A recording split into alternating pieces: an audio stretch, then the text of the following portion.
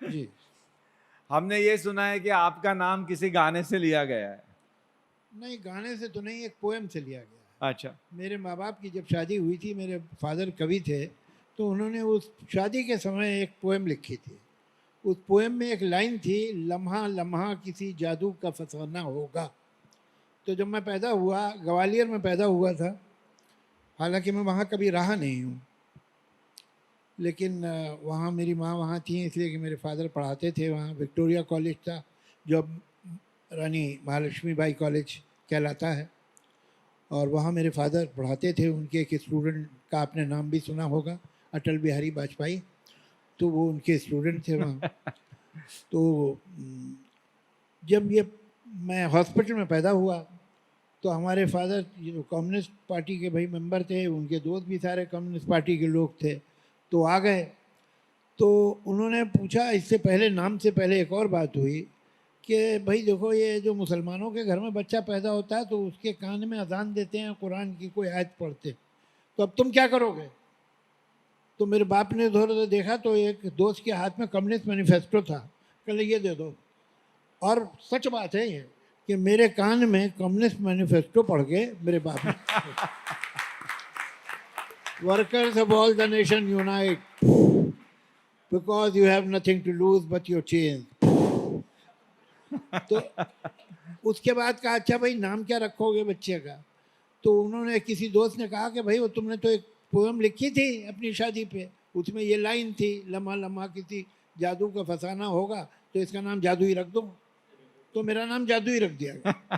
अब 2 3 साल, 3.5 साल, 4 साल, जब वो किंडर गार्डन में भेजने भेजने का समय है, तो लोगों ने कहा भाई जादू मत रखो, वहाँ बच्चे मजाक उड़ाएंगे इसका और हंसेंगे इस पे, तो कुछ इससे जादू से मिलता जुलता कुछ रख दो।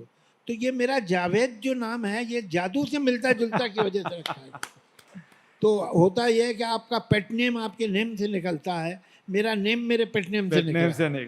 ये है कहानी। Thank you sir. वो सर तो जी, I envy you very much because you are a recipient of the Richard Dawkins Award for Atheism and Spread ji, of ji, Atheism. वो हो And जाएगा, कोई मुश्किल नहीं है, मैं भी करूँगा। अभी आप पास आइए, मैं आपके कान में कम्युनिस्ट मैनिफेस्टो फूंक दूंगा, कुछ दिनों में मिल जाएगा। जी। अगला सवाल यह है कि you were assisting Kaifi Azmi ji assisting?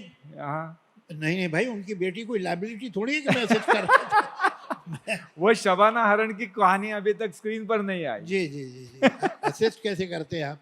मैं तो जब उनसे मुलाकात हुई, तो कब हुई यही नहीं याद, बचपन से ही जानता हूँ उन सबको, और वो लोग मुझे, इसलिए कि एक बहुत बड़ा ग्रुप था ये प्रोग्रेसिव राइटर का, तो वो सब एक दूसरे के, एक जैसे बड़ा क्लैन था, तो सब जानते थे।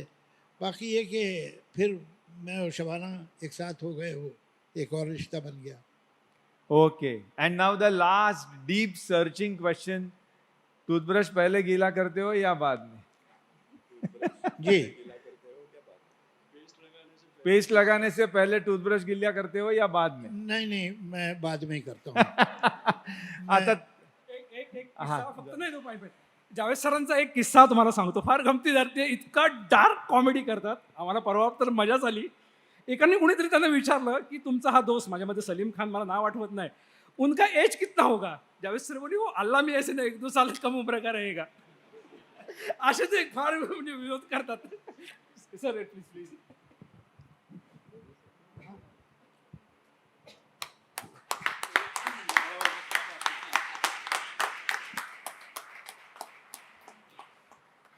सब लोगों को मेरा सादर प्रणाम। मंच पे बैठे हुए मेरे गुरु समान राम केतकर जी, तुषार गांधी साहब, दूसरे बुद्धिजीवी, मैं बहुत बहुत आभारी हूँ कि आप लोगों ने मुझे यहाँ बुलाया और इस जलसे में बुलाया।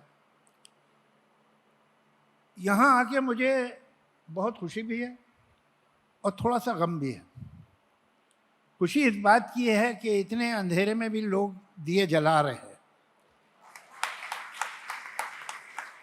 और गम इस बात का है कि 21st सेंचुरी में वो बात डिस्कस हो रही है जिसका फैसला 18th सेंचुरी में हो जाना चाहिए था।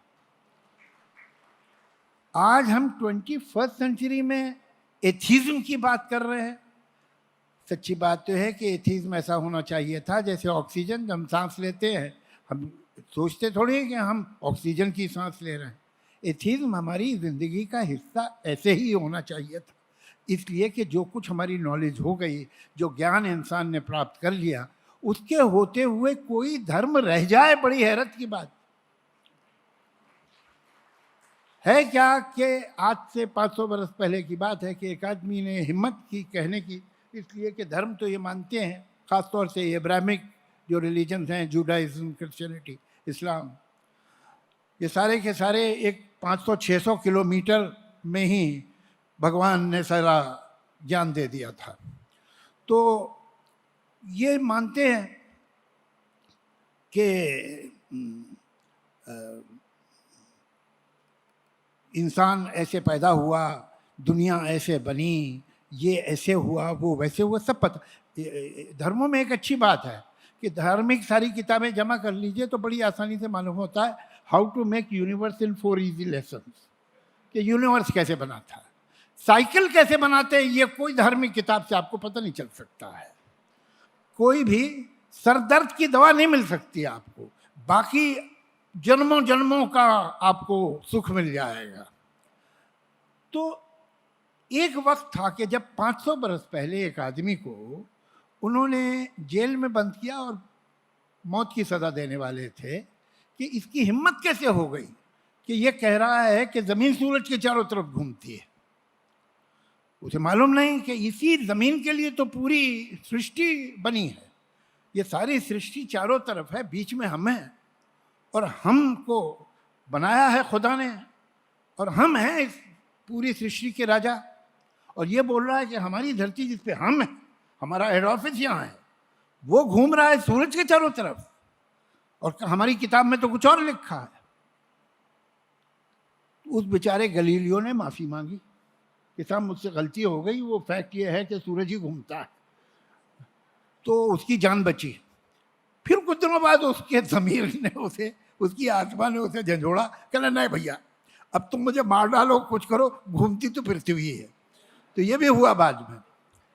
लेकिन वो लोग जो गलीलियो को मौत की सज़ा दे रहे थे वो पागल नहीं थे, वो जाहिल थे। जाहिल और पागल में डिफरेंस है।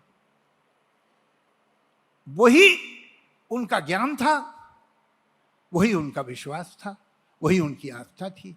उनके ज्ञान और उनकी आस्था में कोई गैप नहीं था, यही वो जानते थे, यही वो मानते थे।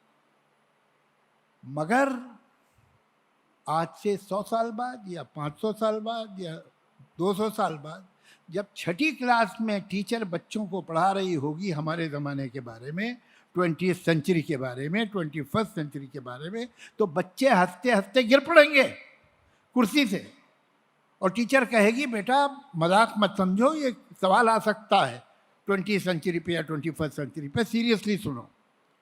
ये पहली दफ़ा हुआ है 20th सेंचुरी में और 21st सेंचुरी में कि आपका अपना माना हुआ ज्ञान, जिसे आप खुद मानते, और आपकी आस्था एक दूसरे के खिलाफ। आप मानते हैं कि सूरज के चारों तरफ धरती घूम रही है और आप फिर भी उसी किताब को पढ़ते हैं जिस किताब की वजह से इस आदमी को फांसी होने वाली थी, गलीलियो को। ये क्या है?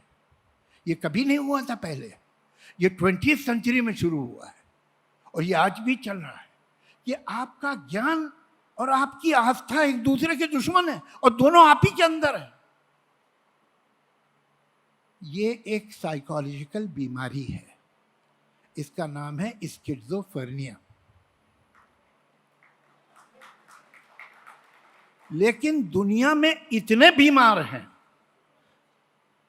कि जो हेल्दी है वो पागल लगता है। हम पागल हैं इसलिए कि हमारी आस्था और हमारे ज्ञान में डिफरेंस नहीं है, तो हम पागल हैं। और जिनकी आस्था और ज्ञान में एक काटा छानी आपस में ही है वो ठीक है। अब कहा यह जाता है कि भाई अगर किसी को उससे शांति मिलती है, उससे सुख मिलता है, उसके अंदर चैन पैदा हो जाता है, तो तुम्हें क्या तकलीफ? मुझे कोई तकलीफ नहीं, मगर फिर मुझे बराबर का अधिकार चाहिए। इलॉन मस्क दुनिया का सबसे अमीर आदमी है, मैं अगर ये मानने लगूं कि वो मेरा कजन है तो मुझे बहुत शांति मिलेगी। आपको कोई इतराज तो नहीं है, मगर आप मुझे पागल कहेंगे जबकि मुझे शांति मिल रही है। शांति आपको अगर गलत बात से मिल रही है तो वो अच्छी बात नहीं है। कह सकते हैं, बहस के खातिर मैं मानता नहीं हूं कि भाई एक आदमी है, वो घर में पूजा पाठ करता है या नमाज पढ़ता है या जो भी करता है, नमाज अगर पढ़ता है तो साथ में लाउड स्पीकर नहीं यूज करता तो वो भी प्रॉब्लम नहीं क्रिएट कर रहा, तो आपको क्या है भाई, रहने दीजिए। और उसे ठीक ठाक आदमी है, बाहर अच्छा काम धंधा सब सही कर रहा है और उससे उसे चैन है, चलो मान लेता हूं। एक सर्वे किया गया था अमेरिका में कि सबसे ज्यादा उम्र किसकी लंबी होती है, तो वो आदमी जो एक बोतल शराब पीता है पूरी, या वो जो नाप के 2 पैक पीता है, या बिल्कुल नहीं पीता। तो ना बिल्कुल नहीं पीने वाले की उम्र सबसे लंबी होती है, ना बोतल शराब पीने वाले की। अमेरिका में सबसे लंबी उम्र उन लोग की है जो 2 पैक नाप के पीते हैं और खाना खा लेते हैं। बहुत अच्छी बात है। तो फिर हम शराब को बुरा क्यों कहते हैं? ये तो भाई दवाओं में भी डाली जाती है अल्कोहल, और अगर रखी हुई है विस्की की बोतल लाल रंग की होती है, उस पर लाइट पड़ रही है तो बहुत खूबसूरत भी लगती है। तो कष्ट क्या है? कष्ट ये है कि हो सकता है कि 2 पैक पीने से आपकी हेल्थ बेटर होती हो, लेकिन इसमें टेंडेंसी यह है कि ये 2 पैक से आगे बढ़ती है। आपने आज तक नहीं सुना होगा कि एक आदमी दूध पी पी के मर गया। दूध की लत नहीं लगेगी उसे, दारू की लगेगी। तो इसलिए हम उसके लिए मना करते हैं कि ये भैया थोड़ी से में शायद हेल्थ के लिए अच्छी भी है, लेकिन थोड़ा कोई पीता नहीं है। आमतौर से लोग ज़्यादा पीते हैं और ज़्यादा पी के मिसबिहेव करते हैं, बदतमीजी करते हैं। यही सारी बातें धर्म पे भी हैं।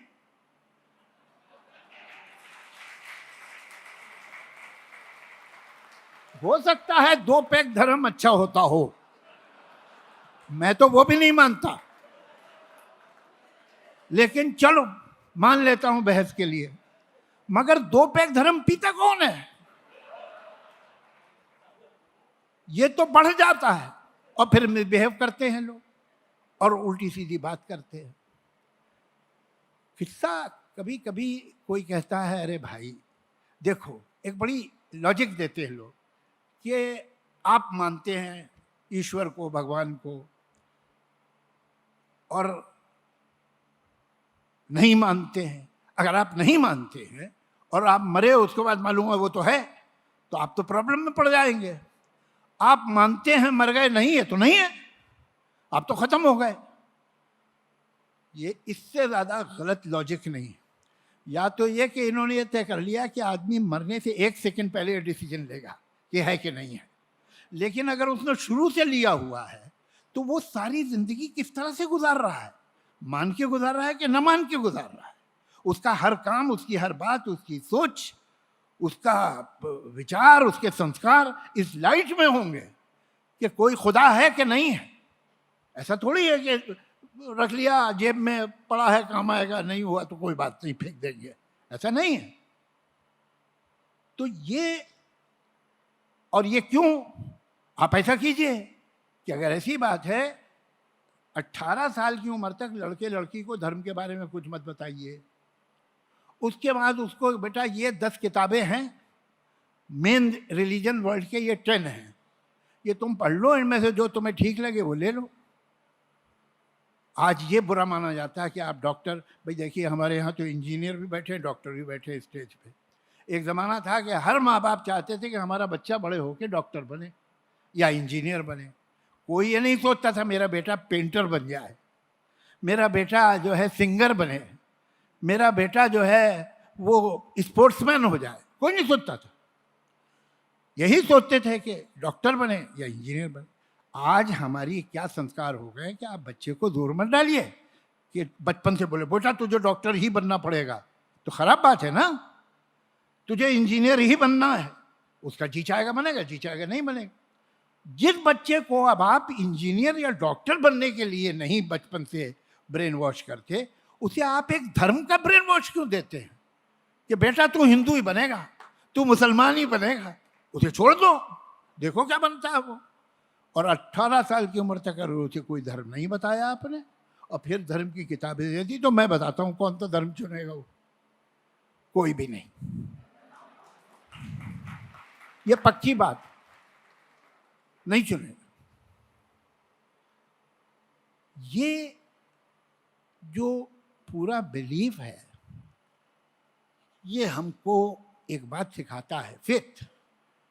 हम लोग की एक अच्छी आदत होती है, हम बुरे काम का नाम अच्छा रखते हैं, गलत काम का एक डिग्निफाइड नाम रखते हैं। जैसे अगर हमें औरतों के सारे अधिकार छीनने हैं, उनको बिल्कुल मजबूर कर देना है, उन्हें पढ़ाई लिखाई से भी दूर कर देना है, उन्हें नौकरी भी नहीं करने देना है, उन्हें बिल्कुल दासी बना देना है, तो हम कहते हैं कि ये हम उनकी रिस्पेक्ट, उनकी डिग्निटी, उनकी चेस्टिटी की सुरक्षा कर रहे हैं। अच्छा नाम दे। हमें किसी मुल्क में जो ऑयल ज़्यादा है उस पर कब्जा करना है, तो हम उस पर हमला करते हैं इसलिए थोड़ी कि हम ऑयल पर कब्जा करना चाहते हैं। हम वॉर अगेंस्ट टेररिज्म करते हैं। हम हर बुरा काम अच्छे काम से करते हैं। उसी तरह से ये जो काम है जिसे हम कहते हैं फेथ, ये फेथ क्या है साहब? वो उनका फेथ है, आप क्या कह सकते हैं? फेथ होता क्या है? फेथ में और बिलीफ में क्या डिफरेंस? मैं ये बिलीव करता हूं कि नॉर्थ पोल है। मैं गया नहीं कभी, मैंने देखा नहीं, लेकिन मैं मानता हूं कि नॉर्थ पोल है। क्या ये मेरा फेथ है? क्यों मेरा फेथ क्यों नहीं है? ये मेरा बिलीफ क्यों है? इसलिए कि नॉर्थ पोल लॉजिकली अगर गोल है दुनिया, तो ऊपर कोई टॉप तो होगा, उसका होना ही चाहिए।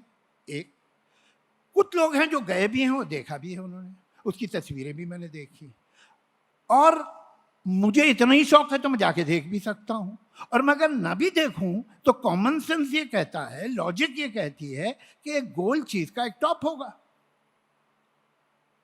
इसलिए ये मेरा फेथ नहीं है, ये मेरा बिलीफ है।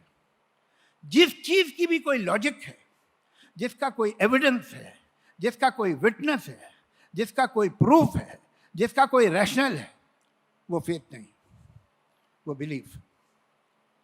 फेथ का मतलब ये है कि ना कोई सबूत हो, ना कोई लॉजिक हो, ना कोई गवाह हो, ना कोई अकल की बात हो, और आप उसे माने, वो है फेथ। अब मुझे एक बात बताइए कि फेथ में और बेवकूफ़ी में क्या फ़र्क है?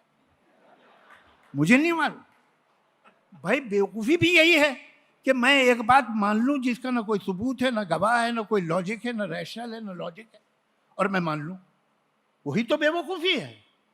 तो इन दोनों में डिफरेंस क्या है? एक डिफरेंस बेवकूफ़ों के नंबर का। अगर बहुत बड़ा नंबर है बेवकूफ़ों का तो वो फेथ। कैसे? आपको आज मेरे बारे में मालूम हो कि ये बड़ी बड़ी बातें करता है, सांगली में आके ये बोल रहा था, वो बोल रहा था। ये घर पे होता है ना, सुबह उठ के 2 घंटा जुपिटर की पूजा करता है, तो आप पूजा पे पहले हैरान नहीं होंगे, जुपिटर की, जुपिटर पे हैरान होंगे। जुपिटर की पूजा करता है? अरे भाई, जुपिटर की पूजा तो रोमन्स करते थे, जिनकी सेनेट थी, जिन्होंने कानून बनाए थे, जिन्हें आधी दुनिया पे कब्जा किया हुआ था और अंपायर अपनी चला रहे थे, जहाँ बड़े बड़े फिलोसफर पैदा हुए थे, बड़े बड़े जर्नल्स पैदा हुए थे, वो लोग जुपिटर की पूजा करते थे। तो अब क्या खराबी हो गई कि मैं जुपिटर की पूजा करूं तो पागल लगूंगा? इसलिए कि मैं अकेला हूँगा। अगर मेरे जैसे 10 करोड़ और हो जाए बेवकूफ़, तो फिर जुपिटर की पूजा जायज़। फिर आप एक वर्ड नहीं बोल सकते जुपिटर के खिलाफ। फिर तो आप 10 करोड़ आदमी के मतलब भावनाओं को हर्ट कर देंगे। तो नंबर ऑफ फूल्स जो है वो डिग्निटी देता है एक बेवकूफ़ी की एक बात को। यहां एक स्टेज पे मैं एक बात और कहना चाहूंगा जो बहुत ज्यादा मेरे फेवर में नहीं है, हमारा भला नहीं है उसमें शायद, लेकिन सच है। आप कम्युनलिज्म को धर्म मत समझिए। मेरा धर्म से जो गिला है और जो मैं दुश्मन हूं और गलत समझता हूं उसे और उससे दूर रहना चाहता हूं, वो एक अलग बात है।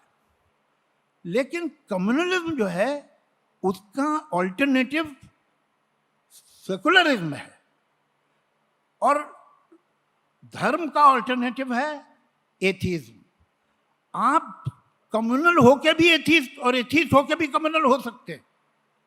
ये बात जो है समझने वाली है। जिना एथीस्ट था, वो शराब भी पीता था और सूअर भी खाता था। अच्छा, मुसलमानों का भी कमाल है।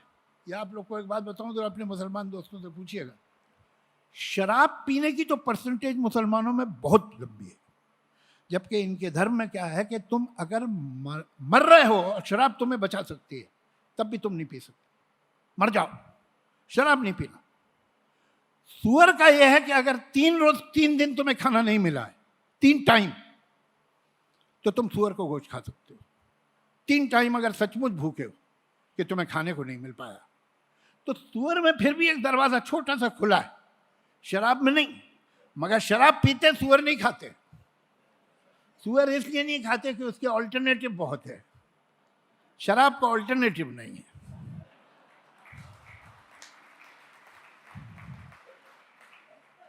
तो है क्या कि आप सेकुलर होके भी कम्युनल हो सकते, ओ सॉरी एथीस्ट हो। जिना वाज अ टोटल एथीस्ट। मैं नाम नहीं लेना चाहूंगा वरना फिर हंगामा होगा। इवन हिंदू राइट विंग में 2-3 बहुत बड़े कम्युनल लीडर्स हुए हैं जिन्होंने पब्लिकली कहा, जिन्होंने खुद लिखा है और कहा कि हम एथीस्ट हैं। एथीस्ट होने के बावजूद भी आप कम्युनल हो सकते हैं। हालांकि रिलीजियस अगर आप बहुत हैं और फिर भी सेकुलर है, मुश्किल काम है। जैसे कि गांधी जी थे। Gandhi ji was a religious person but he was a secular person. Maulana Azad was a religious person to an extent that he had translated Quran in Urdu, मगर he was a secular person. ये एक रेयर लोग हैं, वरना ज़्यादातर चांस ये है कि अगर आप ज़्यादा रिलीजियस हुए तो किसी चोर दरवाजे से कम्युनलिज्म भी अंदर आ जाएगी। ये वो लोग हैं जिन्होंने उसको नहीं आने दिया अपने अंदर, धर्म को रखा, इसे निकाल दिया। बहुत मुश्किल है और रेयर है। मैं राय नहीं दूंगा कि इस चक्कर में पड़े आप, लेकिन ये हो सकता है कि आप सेकुलर हैं, एथीस्ट हैं, सेकुलर नहीं एथीस्ट हैं और आप कम्युनल, ये पॉसिबल। इसलिए कि धर्म एक चीज है, कम्युनिटी दूसरी चीज है। ये एक पॉलिटिकल सोशल आइडेंटिटी है। आप इसके शेविनिस्ट हैं, आप इसके आगे किसी को कुछ नहीं समझते। इसका जो तौर तरीका है, इसका जो कल्चर है, इसकी जो भाषा है, ये सबसे अच्छी है। इसके जीने का तरीका सबसे अच्छा है। हिस्ट्री में इसने ही सब नेक काम किए हैं, बाकी सब बुरे थे। ऐसा हो सकता है। बिना धर्म को माने भी आप कम्युनल हो सकते हैं। ये बात मुझे सूट नहीं कर रही है, इसलिए कि मैं तो धर्म पे जो इल्जाम लग सके लगाना चाहूंगा, लेकिन सच्ची बात ये है। तो हमें ये नहीं समझना चाहिए कि ये जो आज कम्युनल है लोग, ये बड़े धार्मिक हैं। नहीं, जरूरी नहीं। हो सकता है कि इनका फुट सोल्जर बहुत धार्मिक हो। किस्सा क्या है कि जब आपको ट्रेन किया जाता है कि ये बात तुम्हें माननी है बिना किसी लॉजिक के, बिना किसी आर्ग्यूमेंट के, बिना किसी सबूत के, तो ये एक अंधविश्वास। अच्छा, ये एक होता है ब्लाइंड फेथ। ब्लाइंड फेथ दुनिया में कोई चीज नहीं, फेथ ब्लाइंड है। तो ब्लाइंड फेथ कहने का कोई मतलब ही नहीं है। फेथ का मतलब ब्लाइंड। तो उसका फेथ है, वो जो सड़क पे है आदमी, जो झंडा लेके चिल्लाता हुआ सड़क पे निकले, वो बेचारा सचमुच उसका फेथ। लोगों को ये मालूम है कि यहां पर अगर हम डोर डालेंगे और कांटा इसके जाएगा, वो जगह जहां स्पॉट है इसका फेथ का, तो हम इसे खींच सकते हैं। इसलिए वो वहां तो ये सवाल ही नहीं करता है। तो आम आदमी के फेथ का एक कोल्ड ब्लडेड सेकुलर लीडर फायदा उठाता है। जिसका कोई स्क्रूपल नहीं है, जिसमें कोई ईमानदारी नहीं है, फेयरनेस नहीं है। Jinnah is the ideal example of this. जो आम आदमी सड़क पे खड़े होकर नारा लगा रहा है वो सचमुच मानता है शायद धर्म को, ये जानता है कि इस बेवकूफ को मैंने धर्म की अगर डोज दी तो ये फिर मेरे पीछे पीछे आएगा और मैं इसे जैसे चाहूं इस्तेमाल कर लूंगा। लीडर बड़ा कोल्ड ब्लडेड और होशियार होता है। कोई आदमी जो वाकई बहुत ज़्यादा धार्मिक हो तो इतना बेवकूफ़ है बड़ा लीडर बन ही नहीं सकता। बड़ा लीडर बनने के लिए चाहिए कि आप सेकुलर हों और आपके अंदर कोई संस्कार ना हो ईमानदारी के, और बेईमानी से आप बेचारे वो लोग जो सचमुच धर्म को मानते हैं उन्हें यूज करें। ये जरूरी है। हमारे यहाँ ये बहुत कंफ्यूजन चल रहा है कि हम इसे मिक्स करते हैं। नहीं, धर्म एक इलॉजिकल बात है, कम्युनलिज्म एक मीननेस है। ये दो अलग अलग चीजें हैं, ये मिक्स की जाती हैं और ये सूट करता है उस कम्युनलिस्ट को, अपॉर्चुनिस्ट को, कि उसमें धर्म डाल दे। वो यूज कर रहा है धर्म को। ये धर्म नहीं है, ये इसका पॉलिटिकल यूज है जो गलत है। धर्म गलत है वो एक अलग कहानी, अलग किस्सा है। मुझे तो समझ में नहीं आता है कि आप किसी एक ऐसे आदमी से कैसे बिजनेस कर सकते हैं जो आपको कभी पेमेंट करता ही नहीं हो, हमेशा पोस्ट डेटेड चेक देता रहे, जो आप कैश नहीं करा सकते अपनी जिंदगी में। आप उसके साथ धंधा करेंगे? पोस्ट डेटेड चेक देता है धर्म। अगर आपको सूट करता है आप करते रहिए धंधा, ये बिजनेस करिए। आपका पार्टनर है आपका धर्म, वो आपको देता है कि अच्छा तुमने ये किया मेरे लिए या दुनिया के लिए, तो ऐसा करो कि अभी तुम जब मर जाओगे तो हम तुम्हें स्वर्ग में जाओगे, तुमने बड़े अच्छे काम, वहाँ हम तुम्हें ये देंगे, यहाँ तुम्हें वो मिलेगा। अरे भाई यहाँ किया मैंने, यहाँ दे दो। पेमेंट यहाँ नहीं है किसी भी धर्म का। उन्होंने उसके लिए अलग स्वर्ग और नरक, अगर यहाँ कर सकते होते स्वर्ग और नरक बनाते काहे को? इसको देखो, इसने तुम्हारे साथ जो बहुत बुरा किया ना, इसी में नरक में जाएगा ये। नरक में, अरे यहीं दे दो ना सदा, तुम तो ओमनीपोटेंट हो। ये कमाल है। और हम पोस्ट डेटेड चेक सारी जिंदगी लेते रहते हैं और खुश हैं, और जिनमें से एक भी कैश नहीं होता, मगर आप खुश हैं। खुश रहिए, हमको क्या, हमको पोस्ट डेटेड चेक नहीं लेना। एक उसकी बिना मर्जी के पत्ता नहीं हिलता, वो टोटल कंट्रोल में है। ये जो आप आसमान देख रहे हैं ना, ये ग्राउंड फ्लोर है, इसके ऊपर 7 फ्लोर्स और हैं। 7th फ्लोर पे जो पेंट हाउस है उसमें गॉड रहता है, और वो हर चीज आपकी और मेरी देख रहा है। जो भी हमने किया उसे पता है, और वो सब नोट कर रहा है अकॉर्डिंग टू इब्राहिमिक रिलीजन्स।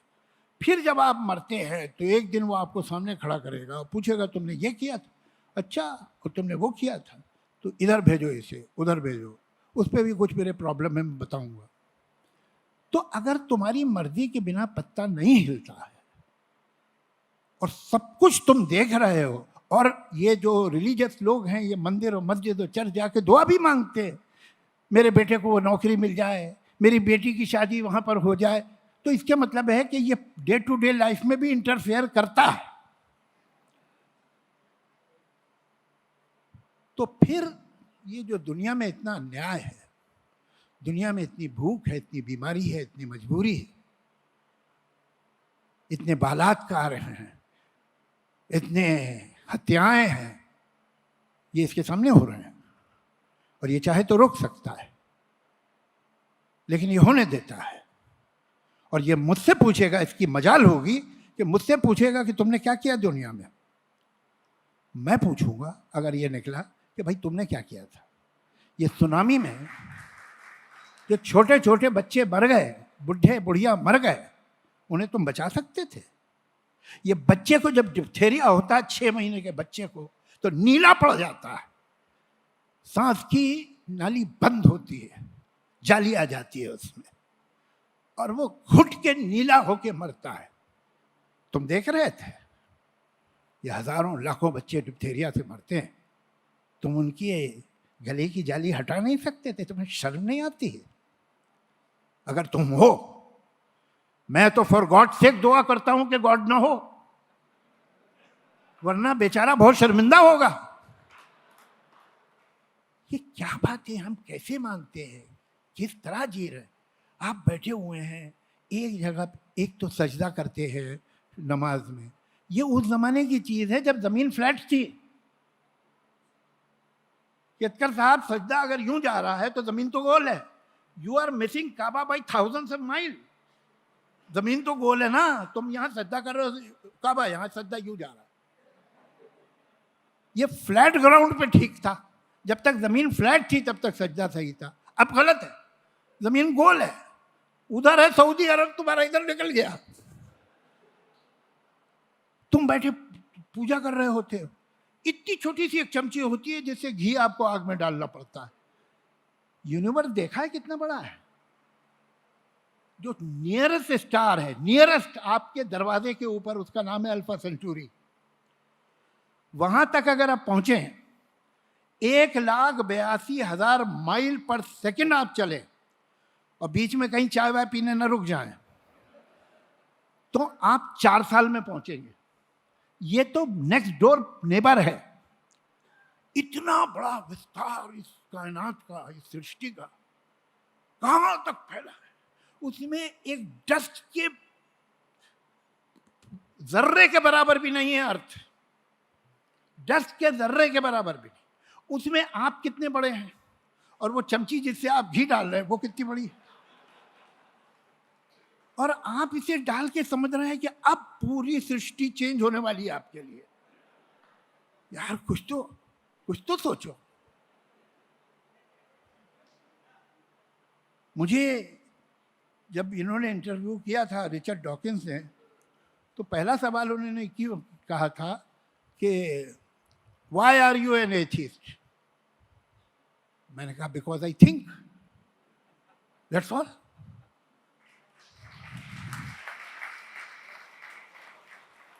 आप क्या है, बच्चा जब पैदा होता है उसके ब्रेन का एक हिस्सा डैमेज कर दिया जाता है। ये सब तो लोग जो अपने बच्चों को धर्म सिखाते हैं, ये चाइल्ड अब्यूज में अरेस्ट होने चाहिए। वो कभी सोचता ही नहीं इस बारे में, उसकी कोई थिंकिंग ही नहीं होती है कि ये मैं क्या मान रहा हूं। बाकी काम ठीक कर रहा होता है, यहां उसकी अकल काम ही नहीं करती है। मैंने एक ट्वीट किया था, जो ट्विटर वालों ने मुझे लेटर लिखा कि आप हमको परमिशन दीजिए, कॉपीराइट, कि हम इसे अपनी वॉल पे यूज कर सके। कि अंग्रेजी में था, मैं ऐसे सुनाता हूं आपको हिंदी में, कि दुनिया का जो सबसे धार्मिक आदमी है वो भी 90% एथिस्ट। क्यों? इसलिए कि दुनिया में 10 धर्म है, एक वो मानता है और बाकी 9 को बिल्कुल रैशनल, जैसे मैं देखता हूं वैसे ही देखता है। बाकी 9 की गलतियां उसे परफेक्ट दिखाई देती हैं। मुझे हिंदुओं ने भी बोला है, मुसलमानों ने भी बोला है, क्रिश्चियन ने भी बोला है एक दूसरे के धर्म के बारे। कैसे मानते हैं यार ये लोग। अरे बेवकूफ, तू क्या मानता है ये तो देख। तो हमारी अकल सिर्फ अपने धर्म में आके बंद हो जाती है। बाकी हम बिल्कुल रीजनेबली देखते हैं कि यार ये लोग क्या करते हैं, ये क्या मानते हैं, ये इनकी क्या, ये रिचुअल क्या है, ये तरीके क्या है, तो गलत है, पागलपन है यार, उन्हें साफ दिखाई देता है। तो मुझ में और एक बहुत ही धार्मिक आदमी में सिर्फ 1 नंबर का डिफरेंस है। 9 में हम दोनों एग्री कर रहे हैं।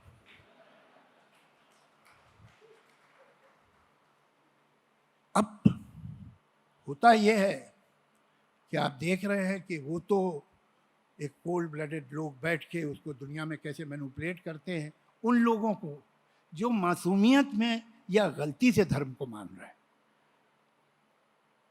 उनको कुछ नहीं मिलता है, उनको थोड़ी कोई धर्म के लिए लड़ने से कुछ मिलता है। ये आए दिन तरह तरह की आपको सबूत मिलते हैं। पानीपत पे जब बाबर ने हमला किया था तो बाबर को लगा कि मैं नहीं जीत पाऊंगा, उधर फौजें बहुत तगड़ी हैं, तो उसने अपनी फौज को जमा किया और शराब पीता था। उसने शराब की बोतल ली और तोड़ दी कि मैं आज अल्लाह के सामने कसम खाता हूं कि मैं कभी शराब नहीं। बाद में पी थी उसने कि पीऊंगा, आज हमें जिहाद पे जाना है। कोई जहाज पर, तुझे बादशाह बनना है यार, कोई ना जहाज ना पेहाद। तो ये हमेशा से होता आया है कि जो पावरफुल आदमी है वो कैलकुलेटेड तरीके से, कनंग तरीके से उन मासूम आदमियों को, जो सचमुच बेवकूफ आदमियों को, जो सचमुच मानते हैं, उनको यूज करता है। और आज भी दुनिया में जहां देखिए ये हो रहा है। मतलब अमेरिका जैसे प्रोग्रेसिव मुल्क में भी हो रहा है। अमेरिका जो है वो भी एक स्किज़ोफ्रेनिया में जीता है। वहाँ कई स्टेट हैं जहाँ डार्विन नहीं पढ़ाया जाता, डार्विन पढ़ाने की इजाज़त नहीं है, ये जो बाइबल बेल्ट कहलाती है। यही दुनिया में हो रहा है। जब तक हम सवाल नहीं करेंगे, जो दुनिया की सबसे बड़ी यूनिवर्स की रियलिटी है वो तो खुदा है, द सुप्रीम गॉड, उसके बारे में सवाल नहीं कर सकते आप। अरे उसके बारे में तो हर सवाल कर लो, वो तो परफेक्ट है, क्या प्रॉब्लम है? नहीं, जहां जो इज्म हो, जो फिलॉसफी हो, जो धर्म हो, जो भी हो, जो आदमी हो, आपसे कहे कि इसके आगे तुम सवाल नहीं कर सकते, उस पर कभी भरोसा मत कीजिए। हम सवाल करने का राइट नहीं खो सकते, हमारे पास इसके अलावा कुछ है भी नहीं। हम सवाल करते हैं, और हम अगर पेड़ों से उतर के और गुफाओं से निकल के यहाँ तक पहुँचे हैं तो इसलिए पहुँचे हैं कि हम सवाल करते हैं। वरना हर स्टेज पे धर्म को तो सब कुछ मालूम था। धर्म को पता था कि इजिप्ट की जो नदी है नाइल, उसमें बाढ़ क्यों आती है, उसमें फ्लड क्यों आता है, उसे उन्हें मालूम था। उसकी वजह थी कि नील का देवता नाराज हो गया है और अब हमें बलि देनी पड़ेगी, वर्जिन लड़कियां फेंकनी पड़ेंगी नील में, तब वो शांत होगा। और फेंकते थे, उन्हें मालूम था। हमें नहीं मालूम था कि फ्लड क्यों आता है। हमने सवाल किया तो पता चला इस वजह से आता है। उनको मालूम था कि ये बीमारी क्यों होती, देवी आई है, हमें नहीं मालूम था। हमने पता लगाया तो फिर उसका हमने दवा बना ली और वो बीमारी ठीक की। जो कुछ दुनिया में हुआ है, जो कुछ, हद तो यह है कि रेलवे इंजन, पोप ने कहा था ये इंजन के बारे में, भग भग भग भग जा रहा है बेचारा, तुम्हारा क्या ले रहा है यार, पीछे डिब्बे लगा दो, आराम से जाओगे। उसके बारे में कहा था कि ये सेटन की सवारी है, इसमें बैठ के तुम सिर्फ हेल में जा सकते हो। तो धर्म ने आपको हमेशा चीज़ों का पता लगाने से, चीज़ों को समझने से, इंसान की मुसीबतों को सॉल्व करने से रोका है, हर धर्म ने। हम में और धार्मिक आदमी में एक फर्क है, हम अपनी जहालत, क्या तुम ये जानते हो? नहीं जानते। ये कैसे बना था, इंसान कैसे पैदा हो गया और ऐसा हो गया, मालूम है पूरी तरह से? कुछ मालूम है, कुछ नहीं मालूम। और ये लाइफ कैसे फॉर्म हुई मालूम है, थोड़ा पता है, थोड़ा नहीं। उन्हें सब पता है, उन्हें हर बात का उनके पास पूरा जवाब है। हमारे पास जितना हम जानते हैं उससे ज़्यादा सवाल पैदा होते रहते हैं। हम कभी भी ऐसी जगह नहीं पहुंचे जहां हमारे पास सारे जवाब हो। फर्क एक है, वो अपनी जहालत की पूजा करते हैं, हम अपनी जहालत से लड़ रहे हैं, और यह फर्क हमेशा रहना चाहिए। धन्यवाद। Thank you, sir. That was an excellent exposition on the entire spectrum of atheistic thought and the conflict between religion and atheism that has been going on for, I think, since the discovery of the idea of science. Religions are thousands of years old, but the idea of science and rational thought is pretty recent, pretty newborn, and just 500 years old. But in these 500 years, we have made great strides. Hello, ठीक sir, यहाँ मैं disagree करूँ।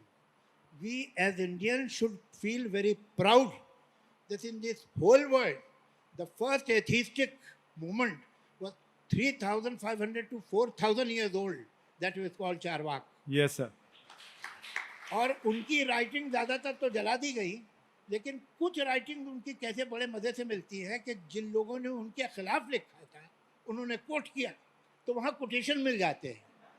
और आज से 3,500 साल पहले बृहस्पति जो थे, एक स्कॉलर, मैं उन्हें सेंट नहीं कहूँगा, स्कॉलर कहूँगा, उन्होंने लिखा था कि ये ख्याल कि किसी ने आपको ठीक से पैदा किया है और जान के पैदा किया है, आपको देख रहा है और मरने के बाद कोई और ज़िंदगी होगी, ये सब बेकार है। कुछ नहीं है मरने के बाद, जैसे जन्म से पहले कुछ नहीं था। ये 3,500 साल पहले लिखा है। मैं सलाम करता हूँ। Thank you sir. एक सेकंड, मी जस्ट ऍड करतो. उभा राहा. समोर समोर क्रांती आहे आणि जावेद सर पण समोर आहेत. ऑट नेक्स्ट, जावेद सरांच्या भाषणामध्ये अनेक मुद्दे मिळाले, पण जर का मोठा काय प्रोजेक्ट आपल्याला करायचा असेल ना सरांसोबत, तर चारबाग हा आपल्यासाठी फार मोठा सब्जेक्ट आहे की ज्याच्यावरती नॅशनल इंटरनॅशनल लेवलला आपण प्रोजेक्ट करू शकतो.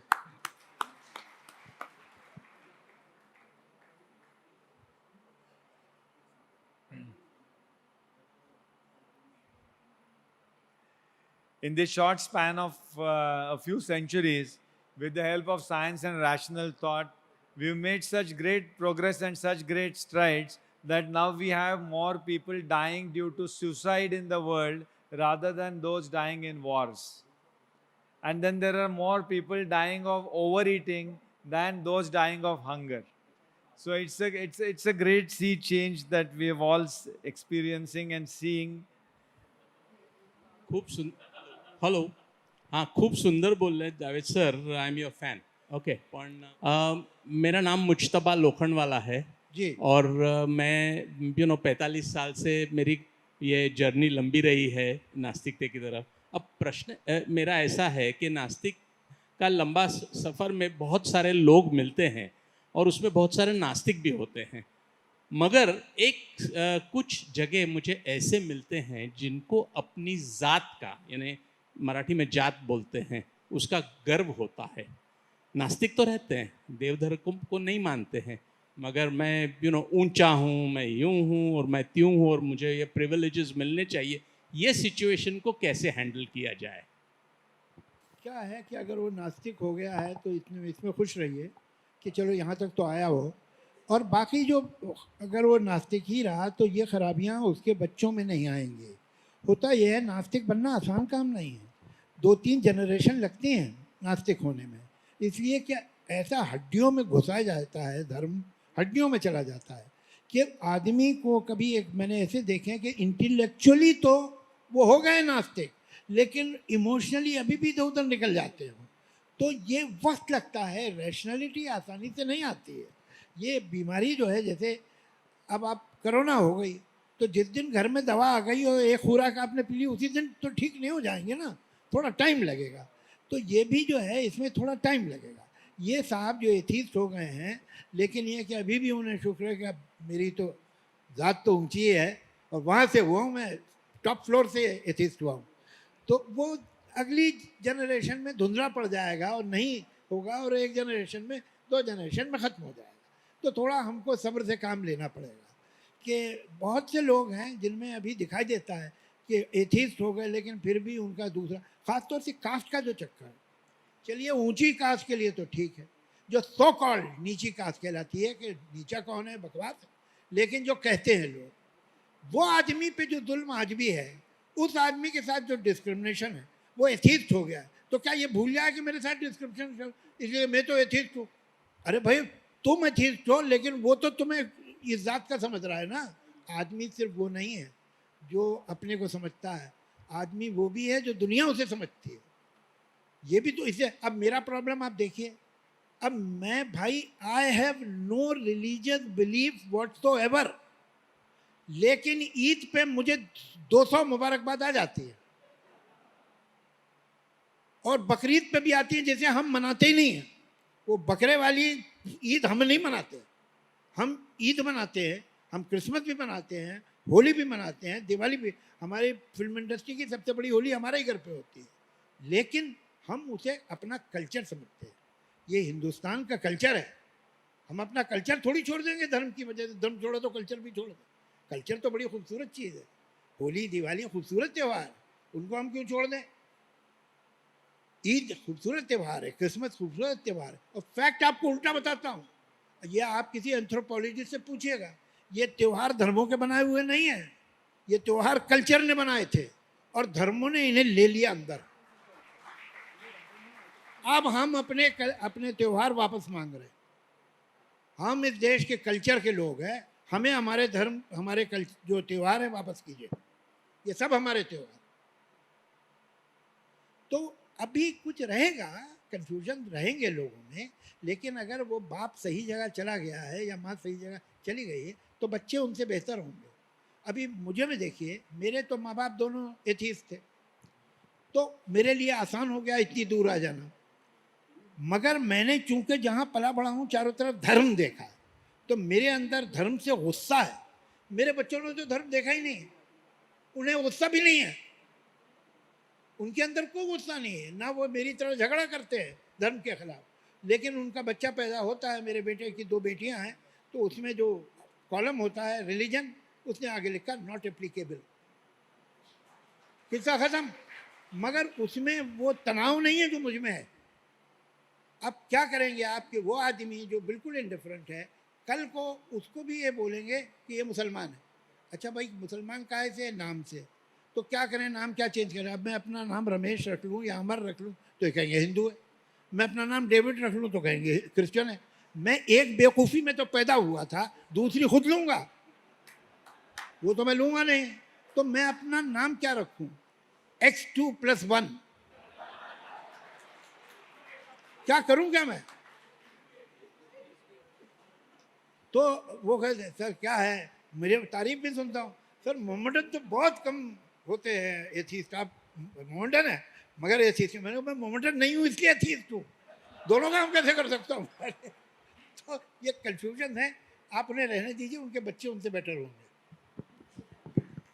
जावेद सरांना एक सर, आपल्या भाषणामध्ये एक स्टेटमेंट होतं, आपका एक स्टेटमेंट था कि atheist can be A communalist, वो ज़रा थोड़ा इलेबोरेट कर दें। अरे ये मुल्क बंटवाया है कि एथीस्ट ने, जो कि कम्युनलिस्ट था, और क्या तुमको जिससे बड़ा चाहिए आपको? Jinnah was a downright atheist. Even Savarkar has himself said that, ये बताएंगे आपको कि मैं एथीस्ट हूँ। He was not a religious man, he was an atheist. तो एथीस्ट होना एक दूसरी बात है और कम्युनल होना एक दूसरी बात। आप वही बात है कि आप अपनी कम्युनिटी का धर्म नहीं मान रहे, लेकिन है तो उसी कम्युनिटी में, उसी कम्युनिटी के इंटरेस्ट को आप सेल्फिशली देख रहे हैं। अगर सेल्फिशली देख रहे हैं तो आप कम्युनल है, और अगर उदारता से देख रहे हैं तो अच्छी बात। आप अपनी कम्युनिटी के बच्चों के लिए स्कूल बनाइए, कम्युनिटी की औरतों के लिए ऐसी वर्कशॉप बनाइए जहाँ कोई काम कर सकें, सीख सकें, आगे बढ़ सकें, बहुत अच्छी बात। लेकिन अगर आप अपनी कम्युनिटी से वो वाला प्यार करते हैं जिससे दूसरों से नफरत करना बहुत ज़रूरी है, कि बिना नफरत किए दूसरों से तो फिर कम्युनिटी का क्या सेवा की, वो गलत है, वो कम्युनलिज्म है। और ये उनमें है। ये जो आपने देखा है, ये जो कहते हैं मुल्क धर्म के नाम पे नहीं पिटा, मुल्क कम्युनिटी के नाम पे बटा, कम्युनलिज्म के नाम पे बटा, धर्म को यूज किया गया। मैं धर्म का तरफदार नहीं हूं, मैं फिर भी कह रहा हूं धर्म को मिसयूज किया गया। मुझे तो अगर धर्म पे कोई इल्ज़ाम लगे मुझे सूट करता है, लेकिन ईमानदारी की बात करनी चाहिए। ये धर्म का नहीं है, ये लोगों का जो फेथ है उसका नाजायज़ फ़ायदा उठाया जाता है और हमेशा उठाया जाएगा। इसलिए सबसे पहले फेथ को ख़त्म करो, ताकि कोई नेता, कोई लीडर आपका नाजायज़ फ़ायदा नहीं उठा। Thank you sir. Thank you. I am Suhas Waghmare. मेरा प्रश्न ऐसा है कि आजकल ऐसा ट्रेंड आया है कि कुछ लोग कहते हैं ना हम आस्तिक है ना नास्तिक है, हम वास्तविक है। तो ये वास्तविक को कैसे आप इलाबरेट करेंगे? नास्तिक और वास्तविक में कोई डिफरेंस ही नहीं, एक ही बात है। अगर आप वास्तविक हैं तो आप नास्तिक। या बट आई थिंक कुछ समय वो ऐसा कर सकते कि धर्म का कुछ अच्छा है तो हम ये करेंगे। दल बदलू तो होते हैं, ऐसा नहीं बहुत से लोग होते हैं। सभी मान्यवर लोगों से मेरा एक सवाल है कि अभी हर जगह महाराष्ट्र में देखेंगे तो हर जगह रिजर्वेशन के ऊपर बात चल रही है। मैंने कुमार नागे जी से, डॉक्टर प्रदीप पाटिल जी से इसके बारे में लगभग 1-1 घंटा बात की है। मुझे एक पूछना है कि पार्लियामेंट में एंग्लो इंडियन एक मेंबर रहता है, तो नास्तिक लोगों की कोई अब नहीं होगा, ठीक है, लेकिन मुझे क्या पूछना है कि नास्तिक लोगों का हर एमएलए की कॉन्स्टिट्यूंसी हो या पार्लियामेंट्री कॉन्स्टिट्यूंसी हो, इतना वोटिंग नहीं होता है कि वो उम्मीदवार खड़ा करे, उसको चुन के भेजे। तो मुझे लगता है कि पार्लियामेंट में एक प्राइवेट बिल लाना चाहिए, जिसमें जैसे पहले एंग्लो इंडियन को प्रेसिडेंट नॉमिनेट करता था, तो हर राज्य की विधानसभा की विधान परिषद में और राज्यसभा में एक कम से कम एथिस्ट को प्रेसिडेंट उसमें सिलेक्टेड करके भेजे, ऐसा कुछ होना चाहिए।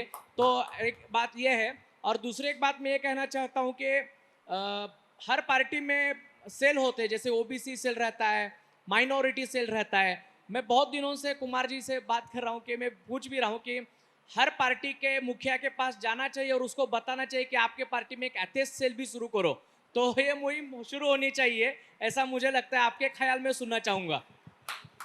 ये सवाल ये डिस्कशन से भी बाहर का है, फिर भी एक चीज़ समझ ले लो, एथीस्ट की एक जगह असेंबली में पार्लियामेंट में दी जाएगी तो अपना देश इतना कमाल का देश है कि 10 एथीस्ट आएंगे और कहेंगे वो ओबीसी एथीस्ट है,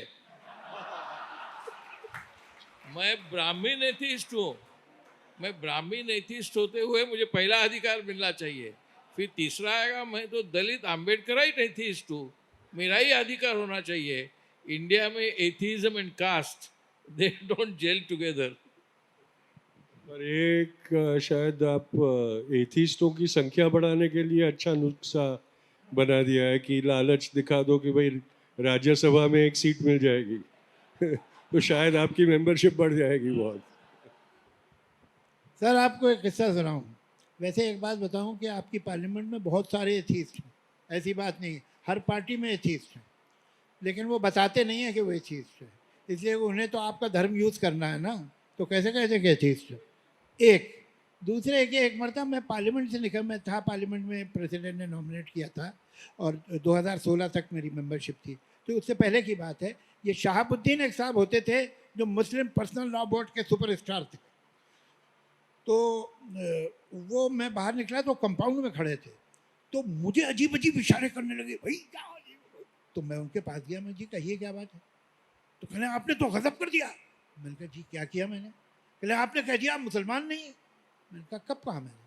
कहले मैंने आपका इंटरव्यू पढ़ा है और आपने लिखा हुआ है कि आप एथीस्ट हैं। तो मैंने कहा हाँ वो मैंने कहा। तो कहले फिर। तो मैंने कहा मैं मुस्लिम एथीस्ट हूँ जो अब ये बोल रहे। तो कहले वो क्या होता। मैंने कहा वो कुछ नहीं होता। ओके, तो आप एक काम कीजिए, मैं शाम की फ़्लाइट लेता हूँ, आपके लिए टिकट लूँगा, हम लोग चलते हैं बॉम्बे। बॉम्बे में एक बहुत बड़े कम्युनल लीडर हैं, उनके पास ले चलूँगा और उनसे कहूँगा कि देखिए साहब ये आए हैं, ये जो है रिप्रेजेंटेटिव हैं इस्लाम के भी और मुसलमानों के भी, आप इनसे पूछ लीजिए कि मैं मुस्लिम नहीं इसलिए कि मैं एथीस्ट हूँ। अगर वो मान जाए और आपकी अगली स्पीच की वजह से कोई राइट हो तो मेरा घर न जलाए तो मैं मान गया कि मैं नहीं। लेकिन अगर आपकी स्पीच की वजह से मेरा घर जलता है तो आप कौन होते कहने वाले कि मैं मुस्लिम नहीं हूँ। आपकी स्पीच से मेरा घर जल रहा है और आप बोल रहे तो मुसलमान नहीं हूँ। आप लोग क्या 73, ये जानते होंगे मेरे भाई मुसलमान, 73 फ़िरक़े हैं, सेक्ट है, सब एक दूसरे को कहते हैं मुसलमान नहीं है। और मेरे पास तस्वीरें अभी दिखाऊंगा लंच के टाइम किसी को कि जिसमें एक मस्जिद पे बोर्ड लगा है कि ये कोई 25 सेक्ट लिखे हैं कि इनके आदमी अंदर नहीं आने चाहिए मस्जिद के वरना निकाल दिए जाएंगे पकड़ के। तो मैं आप लोग एक दूसरे को तो कहते ही रहते हैं। जहाँ 72 सेक्ट है, 72, 73 कर दीजिए, एक हमारा भी बना दीजिए एथीस्ट मुस्लिम, क्या जाएगा आपका। तो ये चक्कर है कि ये हो सकता है कि आप कुछ भी मान लें, दुनिया आपको नहीं छोड़ती है। दुनिया तो आपको कहेगी तुम यही हो, आप खुद उसमें घमंड करें कि मैं ब्राह्मण एथीस्ट हूँ तो बुरी बात है। लेकिन ये कि अगर दुनिया पीछे ही पड़ी रहे कि तुम दलित हो, भले तुम एथीस्ट हो गए, नहीं तुम दलित, तो वो बेचारा क्या करे बताइए, उसके पास रास्ता क्या।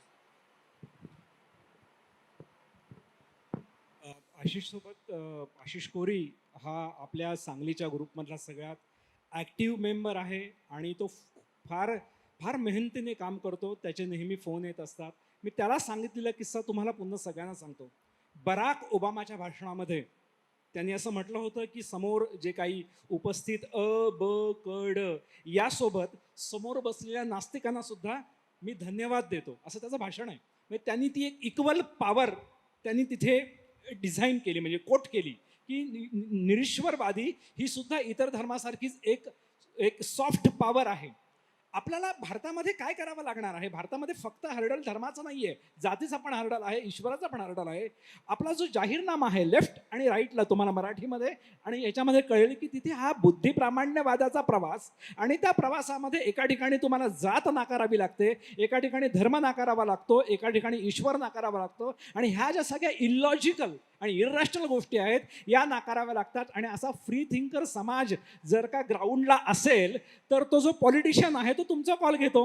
हे सेल आणि बायचं प्रॉडक्ट आहे बेसिकली. जर का आपली संख्या वाढली तर त्या पॉलिटिशियनला आपला कॉल घ्यावा लागतो. त्यामुळे काम खरं आपलं वाढतं की अधिकाधिक संख्येने आपली युनिटी होणं, अधिकाधिक संख्येने आपला विचार पर्क्युलेट होणं, आणि त्यानंतर मग तो जो कोण आमदार खासदार असतो तो आपल्याला ऐकतो. इतर त्यांचे जसे 4 सेरेमनी अटेंड करतो तशा आपला पण 4 ठिकाणी येतो.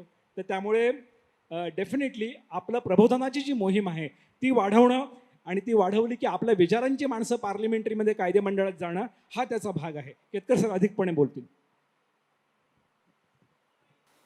अनदर फैलेसी और एक गलत चीज़ लोग कहते हैं, आप एथिस्ट है मतलब लेफ्टिस्ट हैं. एथिस्ट का लेफ्टिस्ट राइटिस्ट से कोई मतलब नहीं है. Strong right wing leader like Meenu Masani was a Parsi. I asked him once, but how come you are supporting Marxism and at the same time you are supporting capitalism? Kyunki he was supporting J.R.D. Tata. He was a Parsi. He was totally opposed to Jansang at that time. That time it was Jansang, not BJP. He was opposed to Jansang. He said, religion का कोई इधर सवाल नहीं आता है. He is the founder of the Euthanasia Club in Maharashtra.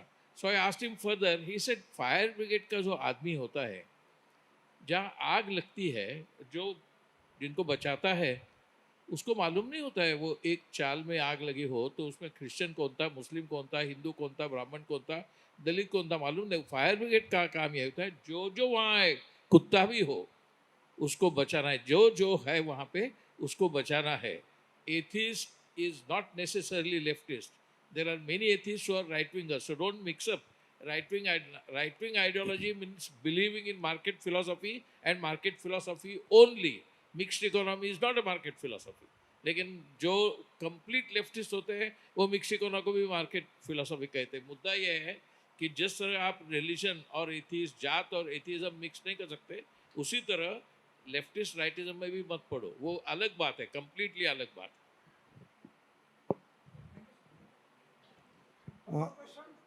आदरणीय तुषार सरांना प्रश्न है. सर मेरा आपको प्रश्न है, आपकी बात से मैं सहमत हूँ लेकिन उसको थोड़ा एलोबरेट करेंगे कि भाई सेक्युलरिज्म की जगह एथेइज्म होना चाहिए. मैं इस मत का हूँ कि पूरा भारत एथेइस्ट होना चाहिए, तो ये बात कृपया समझा कर बताएं. धन्यवाद. नहीं, मैं ये नहीं कहता हूँ कि पूरा भारत एथिस्ट हो जाए, क्योंकि हमारे संविधान में सेक्युलर होने के बावजूद पूरा भारत सेक्युलर नहीं हुआ है. ज़्यादातर कम्युनली ही हम रहे, या तो रिलीजियसली कम्युनल या कास्ट से डिफरेंशिएट होने वाले लोग. इसलिए वो तो महज एक शब्द कॉन्स्टिट्यूशन में बन के रह गया है. प्रैक्टिस में तो वो दिखता नहीं है हमें. हम कॉन्स्टिट्यूशन डे पे जब प्रियम्बल भी पढ़ते हैं तो महज उन शब्दों का उच्चारण करते हैं. उनको उन शब्दों का अर्थ भी हम समझ पाते हैं या नहीं, या उनके उन शब्दों से बनाए गए जो वाक्य है उसमें उस शब्द का क्या महत्व है वो भी हम समझ नहीं पाते. महज हम एक, जैसे इन्होंने कहा कि एक चमचा घी, उसी तरह से शब्द भी एक शब्द है, बोल दिया, खत्म हो गया, आगे बढ़ जाओ. वही हमारी आस्था होती है. इसलिए ये औपचारिकता की बात है कि अब जो सेक्युलरिज्म उस वक्त क्यों रखा गया, क्योंकि पार्टीशन में जो डिवीजन हुआ था उसमें धर्म के कारण जो वैमनस्य हुआ था उसका एहसास हुआ था, और इसलिए ये ज़रूरी समझा कि हम अपने आप को सेक्युलर कहें ताकि ये जो घाव लगे हैं उनको हम मरहम पट्टी कर सके। आज रिलीजन के कारण जो घाव हमें लग रहे हैं, जो मैंने उदाहरण दिए, उसको अगर मरहम पट्टी करनी है तो हमें रिलीजन से दूरी, और सिर्फ सेक्युलर होके कि भाई न्यूट्रल फ्रॉम एवरीथिंग नहीं, बट रिजेक्टिंग एवरीथिंग, ये स्टैंड पे पहुंचने की ज़रूरत है। इसलिए ये था, वरना वो महज एक शब्दों का खेल ही बन जाता है। जावेद साहब के लिए मेरा एक सवाल है। माय नेम इज़ अभिषेक। जैसे आप रैशनली सोचते हो, रैशनली सोचने के बाद हमें लगता है कि किसी भी चीज़ के कोई मायने नहीं रहते, जैसे कि लाइफ का कोई मायना नहीं है, लाइफ का कोई मीनिंग नहीं है, या फिर किसी भी शरीर के अवयव का कोई भी उद्देश्य नहीं होता। लेकिन आप जब कविता लिखते हो, जब आप पोएट्री लिखते हो, तो उस वक्त उसमें आप इस तरह के अल्फाज यूज़ करते हो जिससे ये प्रतीत होता है कि लाइफ के कुछ मायने हैं, या फिर किसी शरीर के अवयव के अंग के कुछ हिस्से के कुछ उद्दिष्ट है। तो इस तरह की पोएट्री और एथिस्ट थॉट, इसमें कॉन्ट्रडिक्शन आपको नहीं लगता कि इसके वजह से आपको कॉग्निटिव डिसोनेंस नहीं होता क्या? देखिए, मेरी जो पर्सनल पोइट्री है, और मैं वो कुछ किताबें लाया हूँ आपको दूंगा, उसमें कोई रिलीजियस इडियम नहीं है। और एक ही वर्ड एक जगह मैंने यूज़ किया है, खुदा हाफिज़, एक पोएम लिखी है। खुदा हाफिज़ का लिटरल मतलब है may God protect you, but it is use as good bye. जब कोई जा रहा होता है तो वो कहते हैं खुदा हाफिज़, जा रहा। मैंने खुदा हाफिज़ गुड बाय के सेंस में यूज़ किया है, and the poem is address to God who is now living. तो वो पूरी पोएम ही है कि अब तुम यार, मैं तो जहाँ पहुँचता हूँ वहाँ से निकल जाते हो तुम। पहले तुम बीमारियों में थे, मैं वहाँ पहुँचा, तुम चले गए। फिर वहाँ तुम थे, वहाँ चले गए। अब 2-3 जगह बचे हो तुम। एक तो तुम बचे हो यूनिवर्स के विस्तार में, एक तुम बचे हो मौत की दूसरी तरफ, एक तुम बचे हो जो हैपनिंग्स होती हैं जैसे किस्मत और तकदीर और भाग्य कहते हैं, इसमें छुपे हुए हो। ये 2-3 जगह बची हैं। तो बाकी कुछ दिनों तुम यहाँ रह लो, यहाँ भी, और मैं उधर आ रहा हूँ। मगर ये मेरी एक पोएम है। तो मेरी पोएम्स में कोई रिलीजियस वो नहीं, लेकिन जब मैं गाना लिख रहा हूँ या डायलॉग लिख रहा हूँ फिल्म का, तो वहाँ मैं अपना नहीं लिख रहा हूँ। अगर शेक्सपियर ने शायलॉक के डायलॉग लिखे थे तो इसके मतलब नहीं कि शेक्सपियर वॉज अ जू हेटर। वो शायलॉक जू हेटर था, तो शायलॉक क्या कहेगा? तो अगर एक धार्मिक आदमी के मैं डायलॉग या उसका गीत लिख रहा हूँ तो मैं वैसे ही लिखूँ। मेरी एक दोस्त हैं चंदा वजे, वो बहुत बड़ी पेंटर हैं। उन्होंने मुझे फ़ोन किया, कहने भाई जावेद, मैंने तुम्हारा वो सुना, हो पालन हारे निर्गुण और न्यारे, तुम्हारे बिना हमरा कौन नहीं। ये तुम जिसने ये भजन लिखा है, ये झूठ है कि वो एथीस्ट है। तुम एथीस्ट नहीं हो, वरना ये भजन नहीं लिख सकते। तो मैंने कहा फिर चंदा ये भी मान लो कि मैं बहुत बड़ा डकैत भी रह चुका हूँ, इसलिए कि गब्बर सिंह के भी डायलॉग में नहीं लिखे हैं। तो ये जब हम वो काम कर रहे होते हैं तो वो हमारा अपना विचार या अपनी थिंकिंग या अपनी वोकेबलरी नहीं है, वो उस कैरेक्टर की है, चाहे डायलॉग में हो चाहे गाने में। लेकिन मेरी पोइट्री में आप जब पढ़ेंगे तो कहीं कोई जो इस तरह का किस्मत पे भरोसा, नसीब, गॉड, सुपर पावर, ये वो कर्म, कि ये मेरे कर्म थे तो हमने आ रहे हैं, ऐसा कुछ नहीं मिलेगा। अब बॉलीवुड में खुद बहुत सारे सुपरस्टिशस है कि जैसे कि डबल के करने से या के डालने से फिल्म चलेगी, और आप जैसे जो लोग जो एथिस्ट है वो खुद बॉलीवुड के जो लोग जो है जो सुपरस्टिशस को प्रचार करते हो, जी, जी। उनको क्रिटिसाइज करते हैं ओपनली, या करना चाहिए? देखिए, दो बातें हैं। अभी क्रिटिसाइज़ करना तो बड़ा आसान काम होता है, लेकिन आप ऐसे ज़्यादा क्रिटिसाइज़ करें तो आदमी उसी तरफ चला जाता है। वो आपकी बात नहीं सुनता, वो उधर निकल जाता है। तो संभाल के, उनको भी बचपन में ब्रेन वॉश किया गया है, समझाया गया है, बताया गया है। उन लोगों ने बताया जिन पे वो भरोसा करते थे, उनके माता पिता ने, उनके बड़ों ने कहा बेटा यही सही है। अब एक दिन में एक आदमी आए और वो कहे कि सब गलत कह रहे थे वो लोग, तो कैसे मान जाएगा वो? लेकिन छोटी मोटी डोज भी अगर आप उसको डाल सके, ज़रा सा भी उसके अंदर थोड़ा सा किसी बात पे शक पैदा कर सके, तो वो भी बड़ी बात है। तो ज़्यादा जो है, जो धार्मिक आदमी है, उस पर आप फ्रंटल अटैक करेंगे, उससे फ़ायदा नहीं है, उससे फ़ायदा नहीं। बहुत सारे उसके ऐसे डिपार्टमेंट हैं जो बहुत सेंसिटिव, गलत हैं सही हैं वो अलग बात, लेकिन उनको छोड़ के चलिए कि पहले यहाँ से जड़ें इसकी कम करो, काटो, फिर देखेंगे कभी एक वक्त आएगा जब ये बात भी कह सकेंगे। तो ये संभाल के काम करने वाला है।